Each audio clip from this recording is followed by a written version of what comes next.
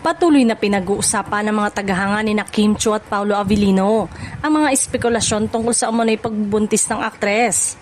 Bagamat may mga panawagan na ang ilang administrators ng Kim Paulandia fandom na tigilan na ang pagpapakalat ng mga haka-haka hanggat walang opisyal na pahayag. Muli na namang naging sentro ng naging usap-usapan ng isang larawan ni Kim na kuha sa It's Showtime. Nag-viral sa social media ang isang screenshot ng ilang fans kung saan may napansin silang itim na band sa may bahagi ng tiyan ni Kim. Suot ng aktres ang puting bustier top at maong pants habang nakikipag-usap sa isang contestant. At ayon sa ilang netizen, mistulang nakasilip ang naturang tummy o waistband sa gilid ng kanyang kasuotan.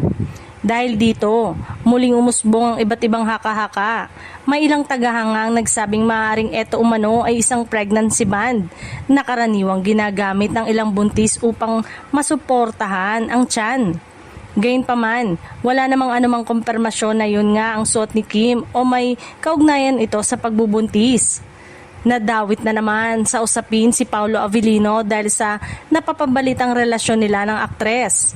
Marami ang agad nag-uugnay sa kanya sa mga kumakalat na espekulasyon, ngunit hanggang sa kasalukuyan ay nananatiling tahimik sina Kim at Paolo at wala pa silang inilalabas na pahayag tungkol sa isyong ito.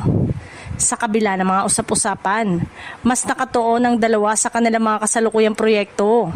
Patuloy umano ang kanilang shooting para sa inaabangang pelikulang Balitang isasali sa Metro Manila Film Festival 2026.